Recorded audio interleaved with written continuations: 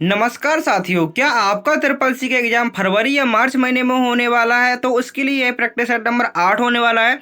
आज से पहले आपके ट्रिपल सी के 7 प्रैक्टिस सेट हो चुके हैं। यदि आपने पिछले प्रैक्टिस सेट नहीं देखे हैं तो आप वीडियो सेक्शन पे या प्लेलिस्ट के में जाकर आप वो पिछले वीडियो देख सकते हैं, जो आपके ट्रिपल सी एग्जाम के लिए बेहद इंपॉर्टेंट होंगे, क्योंकि यहाँ पर आपके वही क्वेश्चन होते हैं जो ट्रिपल सी एग्जाम में सीधे सीधे पूछे जाने की अधिक से अधिक संभावनाएं होती है। तो चलिए शुरू करते हैं, लेकिन इससे पहले आपको जरूर सूचना है वो बता दूं। आपकी शाम डेली 6 बजे दिव्यास सीरीज स्टार्ट हो गई है। जो आपकी दिव्यास ई बुक आई थी उसकी सीरीज स्टार्ट हो चुकी है, जिसकी आपकी 2 क्लास भी हो चुकी हैं। एक क्लास में हमने अपने ट्रिपल सी के जो पूरा चैप्टर इंट्रोडक्शन टू कंप्यूटर है उस चैप्टर की पूरी थ्योरी कर ली है। उसकी अगली क्लास में इंट्रोडक्शन टू कंप्यूटर पहले चैप्टर के 200 प्लस एमसीक्यू हो चुके हैं। यह क्लास आपकी डेली शाम 6 बजे आती है, दिव्यास सीरीज के नाम से आती है। तो यदि आप इस क्लास को नहीं देखे हैं तो आप वीडियो के डिस्क्रिप्शन में इसकी लिंक भी दे दूंगा, और आप डेली 6 बजे तैयार रहा करिएगा। यह क्लास आपकी डेली 6 बजे दिव्या सीरीज आएगी, और यह क्लास आपकी जो आप देख रहे हैं डेली 11 बजे, ये क्लास आपकी 50 क्वेश्चन की होती है, जिसमें आपके इंपोर्टेंट क्वेश्चन कराए जाते हैं। तो आपको सिर्फ 2 क्लास देखनी है, एक आपकी ये 11 बजे वाली क्लास और एक दूसरी जो आपकी शाम 6 बजे दिव्या सीरीज चल रही है उसको देखते रहिएगा। और यदि आपको फिर भी टाइम मिलता है तो आप मैथन क्लास को देख सकते हैं, लेकिन ये 2 क्लास आपको जो मैंने बताई ये आपके ट्रिपल सी एग्जाम के लिए बेहद इंपॉर्टेंट होने वाली हैं। तो चलिए शुरू करते हैं क्लास नंबर जो आपकी क्लास है। आज की क्लास का पहला क्वेश्चन, और यदि आप ई बुक को लेना चाहते हैं तो आपको 50% ऑफ ई बुक का प्राइस है 99 रुपये। और यदि आप इस वीडियो के माध्यम से लेते हैं आपको दी हुई व्हाट्सएप नंबर पर मैसेज करना है, और आप यहाँ पर आपको 50% का डिस्काउंट केवल यह ई बुक आपको 49 रुपये में मिल जाएगी। तो आप इस ई बुक को ले सकते हैं, क्योंकि जो सीरीज है वो ई बुक की ही कराई जा रही है। तो उस वीडियो को आप पहले आप डेमो ले सकते हैं 2 क्लास में, उसके बाद आप सीरीज खरीद सकते हैं, ई बुक खरीद सकते हैं, जिसमें आपके सारे चैप्टर हैं, 9 चैप्टर हैं। प्रत्येक चैप्टर का इंपोर्टेंट क्वेश्चन थ्योरी क्लास चलेगी आपकी। रिवीजन के लिए आपको ई बुक बहुत हेल्प होगी ओनली 49 रुपये में। चलिए शुरू करते हैं आज की क्लास का पहला क्वेश्चन। क्या पूछा गया है? क्वेश्चन नंबर 1 पूछा गया है लिब्रे ऑफिस कैल्क। यार क्वेश्चन आपके आज लिब्रे ऑफिस कैल्क के होने वाले हैं, क्योंकि कल की क्लास में हमने लिब्रे ऑफिस राइटर को पूरा किया था, जो इंपोर्टेंट क्वेश्चन 50 थे। पूछा गया है लिब्रे ऑफिस कैल्क में किसी सेल में डेटा एंटर करने के लिए डेटा एंटर करने के बाद उसे सेव करने के लिए कौन सी कुंजी का प्रयोग करते हैं। स्टूडेंट क्या होता है, उसने सेव देखा और सेव देखते हुए कंट्रोल एस लगा देगा, लेकिन वहां पर आपका गलत हो जाएगा। यदि वो पूछता है कि लिब्रे ऑफिस कैल्क में आपने जो डेटा लिखा है उसको पूरे को सेव करने के लिए कंट्रोल एस का प्रयोग करते हैं, लेकिन आप क्वेश्चन पर बैक जाएंगे और देखेंगे किसी सेल में डेटा एंटर करने के बाद उसे सेव करने के लिए। जैसे ये सेल है हमारी, इस सेल में हमने डेटा एंटर किया और जैसे ही हम एंटर बटन प्रयोग कर देंगे तो हमारी नई सेल आ जाएगी। इस सेल में ये डेटा हमारा सेव हो गया, तो ये हमारा ऑप्शन नंबर बी सही आंसर होगा। यदि आपसे पूछता है कि जो आपने सीट बनाई है इसको सेव करने के लिए किसका प्रयोग करते हैं, तो लिब्रे ऑफिस कैल्क में जो आप सीट बनाते हैं उसको सेव करने के लिए कंट्रोल एस का प्रयोग करते हैं। लेकिन पूछा गया था क्वेश्चन को अच्छे से पढ़ना है। आपकी जब 100 क्वेश्चन आते हैं लेकिन क्वेश्चन की लैंग्वेज थोड़ा बड़ी होती है, तो वहीं से आपके क्वेश्चन गलत होना स्टार्ट हो जाते हैं। तो आपको क्वेश्चन को अच्छे से पढ़ना है, आपके एग्जाम में पूरा 1.5 घंटे का समय मिलता है।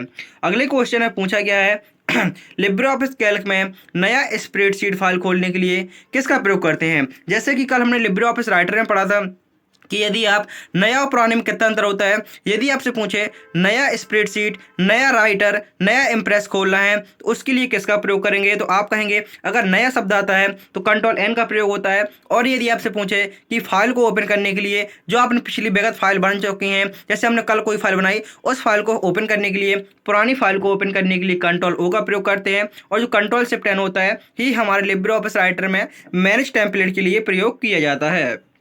साथ ही साथ आप भी यदि आंसर करते चलते हैं, कमेंट करते चलते हैं, तो यकीन मानिए सारे क्वेश्चन आपको भी याद होने वाले हैं, क्योंकि जो लिब्रे ऑफिस कैल्क है इससे लगभग आपके 3 से 4 क्वेश्चन आते हैं। तो इसी क्लास से आपके वो क्वेश्चन कंप्लीट होने वाले हैं, क्योंकि यहाँ पर आपके जो इंपोर्टेंट फॉर्मूला भी हैं, रो कॉलम संबंधित सारे डाउट आपके यहाँ पर क्लियर होने वाले हैं।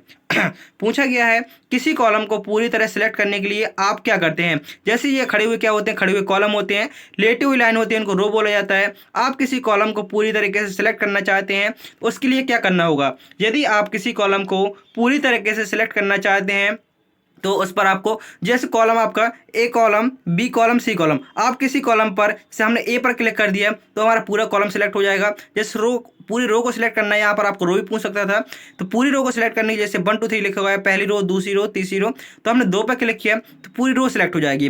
कॉलम सिलेक्ट करने के लिए जो अल्फाबेट लिखे हुए हैं इस पर प्रेस करेंगे, पूरा कॉलम सिलेक्ट हो जाएगा। और यदि जो आपकी लिब्रे ऑफिस कैल्क में आपकी, क्योंकि लिब्रे ऑफिस कैल्क में जो है रो और कॉलम से मिलाकर क्या बनता है, ये क्वेश्चन पूछा जाता है। जो लिब्रे ऑफिस कैल्क होता है, आपने देखिए खड़े हुए क्या है, खड़े हुए कॉलम, आप इनको अच्छे से जानते हैं। लेटे हुई लाइन क्या होंगी हमारी, ये हमारी रो कहलाने लगी। और रो कॉलम से मिलकर क्या बनता है, एक बार नहीं काफी बार पूछा जा चुका है, रो और कॉलम से मिलकर क्या बनता है, तो रो और कॉलम से मिलाकर एक सेल का निर्माण होता है। इस प्रकार से आपसे क्वेश्चन पूछ सकता है। अगला क्वेश्चन पूछा गया है, लिब्रे ऑफिस कैल्क में सेव फाइल का डिफॉल्ट एक्सटेंशन क्या होता है। आप लिब्रे ऑफिस कैल्क में किसी फाइल को सेव करते हैं तो उसका एक्सटेंशन नेम क्या होता है, तो याद रखेंगे उसका एक्सटेंशन नेम होता है .ods। एक्सटेंशन नेम के माध्यम से आप पता कर सकते हैं कि ये फाइल हमारी राइटर की है, कैल्क की है, इम्प्रेस की है, MS Word, Excel, PowerPoint, Paint किसकी है। सिर्फ आप एक्सटेंशन, ये 3 अक्षर के माध्यम से, सॉरी 3 कैरेक्टर के माध्यम से आप पता कर सकते हैं कि ये फाइल हमारी किसकी है। नेक्स्ट क्वेश्चन, क्वेश्चन नंबर 5, जिसमें पूछा गया है A1 सेल में 5 और A2 सेल में 10 लिखा है। A1 सेल में कितना लिखा है 5 और A2 सेल में 10 लिखा है। अगर आप इक्वल A1 प्लस A2 करते हैं तो उसका परिणाम क्या आएगा, तो आप कहेंगे उसका सर परिणाम 15 आएगा। क्योंकि आप लिब्रे ऑफिस कैल्क में कोई भी फॉर्मूला लगाते हैं तो सबसे पहले आपको बराबर चिन्ह का प्रयोग करना होता है, उसके बाद आपको वैल्यू देनी होती है। आप वैल्यू भी दे सकते हो, इस प्रकार से सेल का एड्रेस भी दे सकते हैं, ये सेल एड्रेस कहलाता है। अगली क्वेश्चन है, पूछा गया है किसी सेल का फॉर्मेट बदलने के लिए किसका प्रयोग करते हैं, तो किसी सेल का फॉर्मेट बदलने के लिए Ctrl+1 का प्रयोग करते हैं और Ctrl+F का प्रयोग फाइंड के लिए। अगला क्वेश्चन है, लिब्रे ऑफिस कैल्क में कौन सा चार्ट डेटा को प्रतिशत में दिखाता है, तो आपको बताना है कि आखिर लिब्रे ऑफिस कैल्क का कौन सा चार्ट होता है जो डेटा को प्रतिशत में दिखाता है। वीडियो के अंत में आपको जरूर बताना है कि टोटल 50 क्वेश्चनों में से आपने कितने क्वेश्चनों के आंसर सही किए। जो परसेंटेज डेटा दिखाता है वो होता है हमारा पाई चार्ट। इस प्रकार से आपने देखा होगा, गोल प्रकार में बना होता है, जिसमें इस प्रकार से आप देखेंगे 1 2 3 4, मैंने ये 4 एरिया बना दिए। जैसे इसमें मैंने दे दिया, इसमें दे दिया 20%, इसमें दे दिया जैसे मान लेते हैं 30%, इसमें हमारा 60%, सॉरी इसमें हमारा 40% हो गया क्या, तो 40 30 70 70 20 90, 10% इसमें दे दिया। जो प्रतिशत में होते हैं वो हमारे पाई चार्ट में होते हैं। ऑप्शन नंबर हमारा बी सही आंसर होगा। अगले क्वेश्चन में पूछा गया है सेल को मर्ज करने का विकल्प कहाँ होता है। सेल को मर्ज करने का मतलब होता है कि 2 या 2 से अधिक सेल को मिलाकर एक सेल में कन्वर्ट करना है, ये हमारा मर्ज सेल होता है। और यह विकल्प हमारा फॉर्मेट मेन्यू में मिलता है। ऑप्शन बी आपका करेक्ट आंसर होगा। अगले क्वेश्चन में पूछा गया है किसी सेल में कमेंट जोड़ने के लिए, सीधा क्वेश्चन पूछा जाता है किसी सेल में कमेंट जोड़ने के लिए कौन सी शॉर्टकट कुंजी का प्रयोग करते हैं। तो किसी सेल में कमेंट को जोड़ने के लिए हम प्रयोग करेंगे इंसर्ट मेन्यू का। इंसर्ट में आपको नोट्स का ऑप्शन मिल जाएगा, जिसके माध्यम से आप कमेंट को ऐड कर सकते हैं किसी भी सेल में। नेक्स्ट क्वेश्चन है, लिब्रे ऑफिस कैल्क में वर्कशीट को रीनेम करने के लिए, जो अपने वर्कशीट है उसको आपने सेव कर दिया और आप उसको रीनेम, उसका नाम बदलना चाहते हैं, तो क्या करेंगे, कहेंगे आप सर राइट क्लिक करेंगे और रीनेम शीट के माध्यम से उसका नाम चेंज कर देंगे। अगला क्वेश्चन, क्वेश्चन नंबर 11, जिसमें पूछा गया है सम फंक्शन का जो सम फॉर्मूला होता है आखिर इसका कार्य क्या होता है। तो यदि आप देखेंगे, यदि आपसे कहे ये फॉर्मूला सही है गलत है, तो आप कहेंगे, तुरंत कहेंगे ये फॉर्मूला हमारा गलत है, क्योंकि कोई भी फॉर्मूला लगाने से पहले हमें कौन से चिन्ह का प्रयोग करना होता है, तो कोई भी फॉर्मूला लगाने से पहले हमें बराबर चिन्ह का प्रयोग करना होता है। लेकिन सिर्फ यहाँ पर इतना पूछा गया है, इसका कार्य क्या है, इसका कार्य है सेल्स को जोड़ना। जो सेल्स में नंबर है उनका योग निकालने के लिए किसका प्रयोग करते हैं, तो सम फंक्शन का प्रयोग करते हैं। नेक्स्ट क्वेश्चन, काउंट फंक्शन क्या करता है। जो काउंट फंक्शन होता है आखिर इसका कार्य क्या होता है, तो काउंट फंक्शन का कार्य होता है जिन सेल्स में नंबर होते हैं, जैसे हमारी यहाँ पर सेल लेते हैं, 1 सेल 2 3 4 और 5, मैंने यहाँ पर 5 सेल लिए, आपको पूरा समझ में आने वाला है। इसमें मैंने लिखा 1, इसमें लिखा 5, इसमें लिखा A, इसमें लिखा B, और ये सेल हमने खाली छोड़ दी।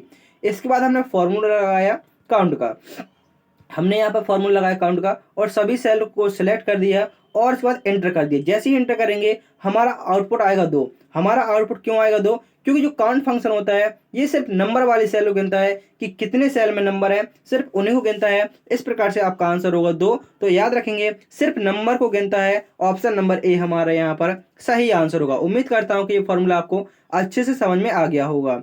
इफ फंक्शन का सही सिंटैक्स क्या होता है, जो इफ फंक्शन होता है उसका सही सिंटैक्स होता है, सबसे पहले हम क्या लगाते हैं, इफ लगाते हैं, कंडीशन के आधार पर ये इफ लगता है, उसके बाद लॉजिकल टेस्ट, इसके बाद वैल्यू आएगी इफ ट्रू, यदि ये वैल्यू सही है तो ट्रू, इफ जो आपकी वैल्यू है तो फॉल्स, मतलब कहने का यदि वैल्यू सही है तो ट्रू दे देगा और वैल्यू फॉल्स है तो आपकी क्या दे देगा, फॉल्स। नेक्स्ट क्वेश्चन में पूछा गया है ए बराबर आपका 10 दिया हुआ है, यहाँ पर एवरेज का फॉर्मूला आप देख सकते हैं, ए बराबर 10, A2 बराबर 20 और A3 बराबर आपका एवरेज। मतलब कहने का है कि जो आपका A3 में आपका फॉर्मूला लगा हुआ है, सेल A3 में आपका फॉर्मूला लगा हुआ है एवरेज A1 और A2। तो आप देखेंगे एवरेज का मतलब क्या होता है, औसत निकालना। तो औसत निकालने के लिए क्या करना होता है, संख्याओं का योग बटे संख्याएं, कितनी संख्या है, संख्याओं की बटे संख्याओं की संख्या। तो आप देखेंगे 10 प्लस 10 कितना होता है, सॉरी 10 प्लस 20 होगा 30, आपका आउटपुट क्या आएगा, 30 आएगा। लेकिन पूरा फॉर्मूला होता है संख्याओं का योग बटे टोटल नंबर ऑफ संख्या, कितनी संख्या है 1 2, तो 2 का भाग दे देंगे, आउटपुट कितना आएगा, आउटपुट आएगा हमारा 15। इसलिए हमारा ऑप्शन नंबर हमारा ए सही आंसर होगा। अगले क्वेश्चन में पूछा गया है निम्न में से कौन सा फंक्शन अधिकतम वैल्यू को दिखाता है। यदि आप अधिकतम मान को सर्च करना चाहते हैं तो उसके लिए आपको मैक्स फंक्शन का प्रयोग करना होता है। मैक्स मतलब होता है मैक्सिमम। इस प्रकार से यहाँ पर आपका ऑप्शन नंबर बी सही आंसर होगा।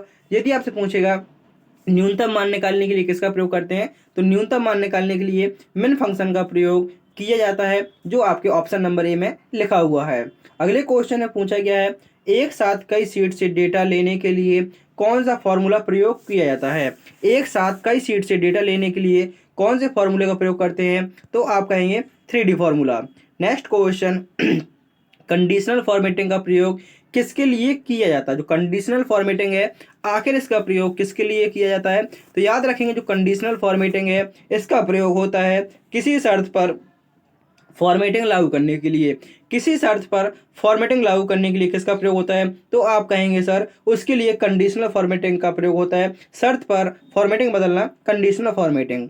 अगला क्वेश्चन है क्वेश्चन नंबर 18, जिसमें पूछा गया है एब्सोल्यूट रेफरेंसिंग को किस चिन्ह का प्रयोग किया जाता है। जो एब्सोल्यूट रेफरेंसिंग है आखिर इसमें कौन से चिन्ह का प्रयोग किया जाता है। आपको कहीं पर भी एब्सोल्यूट मिले तो सीधा आपको डॉलर चिन्ह पकड़ना है और यहाँ पर आपका ऑप्शन नंबर सी सही आंसर हो। जहां पर भी आपको एब्सोल्यूट शब्द मिले तो आपका डॉलर चिन्ह वहां पर प्रयोग होता है। ऑटो फिल्टर कहाँ होता है, जो ऑटो फिल्टर का विकल्प है ये हमारे डेटा मेन्यू में होता है। Option A correct answer.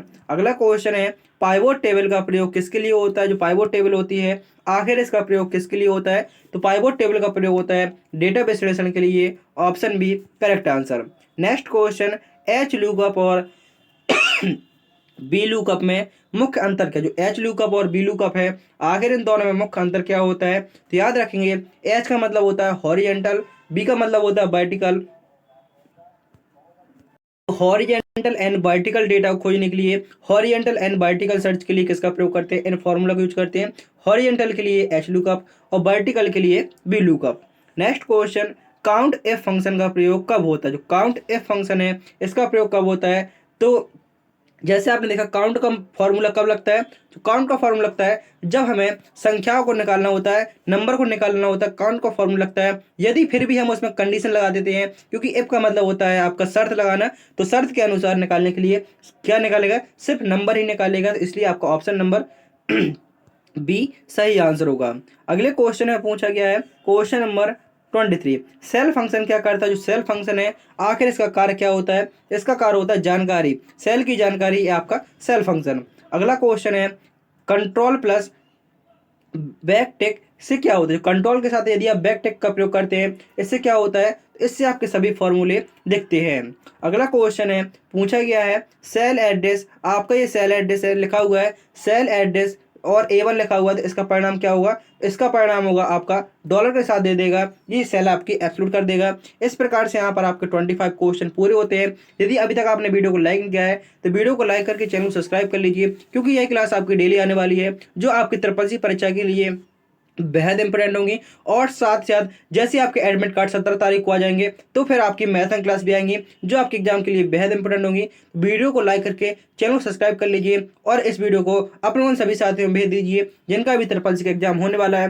क्योंकि यहाँ पर आपको क्लास सारी फ्री में होने वाली है। सिर्फ ईबुक के लिए 49 प्राइस है यदि आप लेना चाहें तो, जो आपके रिवीजन में हेल्प करेंगी। अगला क्वेश्चन है इनडायरेक्ट फंक्शन का प्रयोग क्यों किया जाता है। जो इनडायरेक्ट फंक्शन है इसका प्रयोग क्यों किया जाता है, तो याद रखेंगे इसका प्रयोग होता है डायनेमिक रेफरेंस के लिए। और आज की क्लास में आपके 50+ क्वेश्चन होने वाले हैं।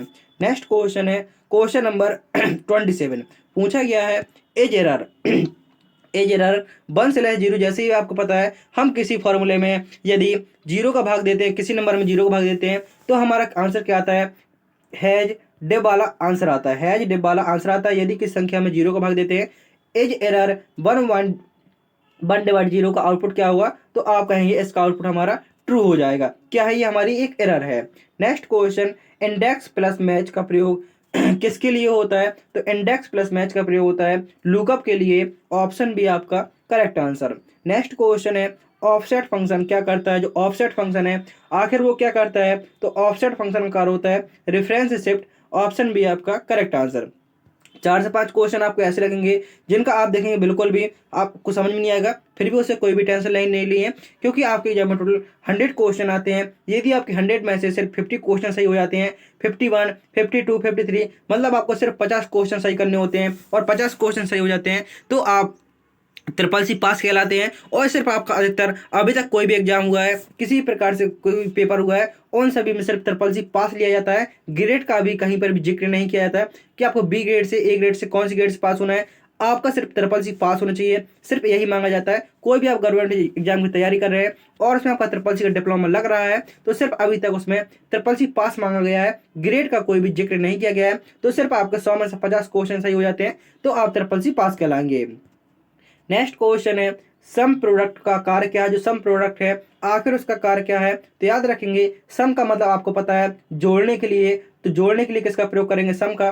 प्रोडक्ट का मतलब होता है गुणा करने के लिए, तो गुणा करने के लिए किसका प्रयोग होगा, प्रोडक्ट का। तो आपका ऑप्शन नंबर बी सही आंसर होगा। मल्टीप्लाई प्लस ऐड, तो क्या आंसर होगा आपका ऑप्शन नंबर बी। आपको याद रखना है प्रोडक्ट का प्रयोग किसके लिए होता है, संख्याओं को गुणा करने के लिए प्रोडक्ट फॉर्मूले का यूज किया जाता है।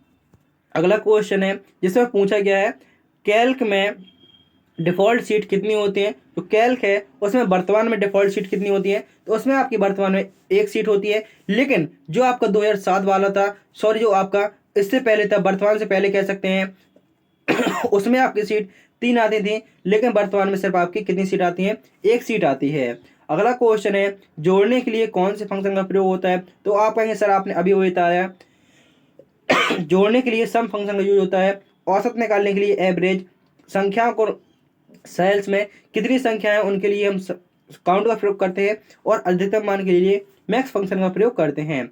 कॉपी करने की शॉर्टकट कुंजी, ये सारी शॉर्टकट कुंजी आपको पता होंगी। आप कमेंट बॉक्स में सभी शॉर्टकट कुंजी बताएंगे। कंट्रोल एक्स का प्रयोग, कंट्रोल जेड का प्रयोग, कंट्रोल सी का प्रयोग और कंट्रोल बी का प्रयोग, ये चारों क्वेश्चन आपको कमेंट बॉक्स में बताने हैं कि इनका आंसर क्या होगा। जो स्टूडेंट इन सारे क्वेश्चनों के आंसर सही देगा उसका कमेंट सबसे पहले पिन कर दिया जाएगा। कट करने के लिए किसका प्रयोग करते हैं, चलो इसमें बता देते हैं। कट करने के लिए कंट्रोल एक्स का प्रयोग होता है, कंट्रोल सी का प्रयोग कॉपी करने के लिए, पेस्ट करने के लिए कंट्रोल बी एंड अंडो करने के लिए कंट्रोल प्लस जेड का प्रयोग किया जाता है। नेक्स्ट क्वेश्चन है क्वेश्चन नंबर 35। पेस्ट करने के लिए किसका प्रयोग करते हैं, तो पेस्ट करने के लिए कंट्रोल प्लस बी शॉर्टकट कुंजी का प्रयोग करते हैं। नई सेल में जो सेल है, सेल में नई लाइन शुरू कैसे करते हैं। ये क्वेश्चन बहुत ज़्यादा बार पूछा जाता है और इस क्वेश्चन का आंसर आपको गलत होने के अधिक से अधिक चांस होते हैं। क्यों होते हैं गलत चांस, क्योंकि आपको पता है एक सेल में है, आप कहेंगे नई लाइन शुरू करनी है, तो आप कहेंगे हम नई सेल ले लेंगे, एंटर कर देंगे और हमारा आंसर सही हो जाएगा। लेकिन यहाँ पर आपका आंसर हो जाता है गलत, क्योंकि लिखा है सेल में नई लाइन शुरू करें। तो एक ही सेल है, जैसे हमारी ये सेल है, हमने यहाँ पर लिख दिया और हम चाहते हैं इसी में हमारी एक और नई लाइन आ जाए। तो सेल के अंदर नई लाइन लेने के लिए किसका प्रयोग करते हैं, तो सेल के अंदर नई लाइन लेने के लिए हम आल्ट प्लस एंटर का प्रयोग करते हैं। ऑप्शन नंबर हमारा ए सही आंसर होगा। नेक्स्ट क्वेश्चन है क्वेश्चन नंबर 37। ये क्वेश्चन आपका आंसर में बी लिखा हुआ है, लेकिन उसका आंसर होगा ए। फॉर्मूला चिन्ह, जो फॉर्मूला होता है आखिर एक किस चिन्ह से शुरू होता है, तो आप लिब्रे ऑफिस कैल्क में कोई भी फॉर्मूला लगाते हैं तो वहां पर आपको बराबर चिन्ह का प्रयोग करना होगा। कॉलम हाइड करने का विकल्प कौन सा है, तो कॉलम को हाइड करने का विकल्प फॉर्मेट कॉलम हाइड।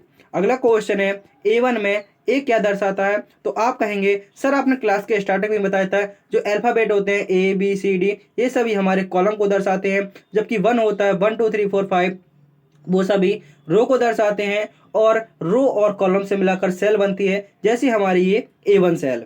अगला क्वेश्चन है अधिकतम कॉलम कितने होते हैं। जो आपका लिब्रे ऑफिस कैल्क है उसमें अधिकतम कितने कॉलम होते हैं, तो अधिकतम कॉलम होते हैं 16,384। वर्तमान में अधिकतम कॉलम कितने होते हैं लिब्रे ऑफिस कैल्क में, तो 16,384। अगला क्वेश्चन है रो कितनी होती हैं, तो रो कितनी होती हैं याद करेंगे, रो होती हैं 10,48,576। लिब्रे ऑफिस कैल्क में रो कितनी होती हैं, तो 10,48,576। आपसे यही क्वेश्चन बनता है तो सेल कितनी होती हैं, तो आप कहेंगे 10,48,576 गुणे 16,384 कर देंगे, तो ये आंसर क्या आ जाएगा, ये आपकी सेल्स आ जाएंगी। तो आप इसका मल्टीप्लाई जरूर बताएंगे, उम्मीद है आप पर पूरी। पूछा गया है फंक्शन विजार्ड की शॉर्टकट कुंजी क्या होती है। विजार्ड फंक्शन के लिए हम किसका प्रयोग करते हैं, तो कंट्रोल प्लस F2 का प्रयोग करते हैं। अगला क्वेश्चन है फॉर्मूला एडिट करने के लिए कौन सी कुंजी का प्रयोग करते हैं, तो फॉर्मूला को एडिट करने के लिए F2 कुंजी का प्रयोग करते हैं। जैसे आप किसी भी सेल पर है और आप सेल के अंदर जाना चाहते हैं, तो आप जैसे ही F2 करेंगे, बटन प्रेस करेंगे, तो आप उस फॉर्मूले को एडिट कर पाएंगे, उस सेल को एडिट कर पाएंगे। अगले क्वेश्चन में पूछा गया है कैल्क किस प्रकार का सॉफ्टवेयर है, तो कैल्क है वह हमारा स्प्रेडशीट सॉफ्टवेयर है। ऑप्शन नंबर बी सही आंसर। कितनी सेल होंगी, आपसे सेल की संख्या ही पूछ सकता है कि दिए हुए नंबर में जो आपकी रेंज है C1 से लेकर E3 तक, आखिर इसमें कितनी सेल्स हैं। चलो गिनते हैं। सी के बाद C सी के बाद क्या आता है, आप कहेंगे सी के बाद डी आता है, डी के बाद ई आता है। कितनी सेल कितने कॉलम हो गए, 3 कॉलम हो गए। अच्छे से देखेंगे 3 कॉलम हो गए, 1 2 3। तो कॉलम भी रो कितनी हो गई, आप कहेंगे जो हमारे कॉलम थे 3 और रो भी 3 है, तो 3 3 का 9। इस प्रकार से हमारा 9 आंसर हो जाएगा। किसी प्रकार से आपसे पूछेगा और आप उसका आंसर लगा पाएंगे। जी आपके इंपोर्टेंट पॉइंट है कुछ जिनको आप बहुत अच्छे से समझेंगे। जो पहला क्वेश्चन है वो है हमारा लिब्रे ऑफिस कैल्क क्या है, तो लिब्रे ऑफिस कैल्क एक स्प्रेडशीट सॉफ्टवेयर है और लिब्रे ऑफिस कैल्क का डिफॉल्ट एक्सटेंशन क्या होता है, .ods होता है। फॉर्मूला हमेशा किस चिन्ह से शुरू होता है, तो आप कहेंगे फॉर्मूला हमेशा बराबर चिन्ह से शुरू होता है। Absolute cell reference $A1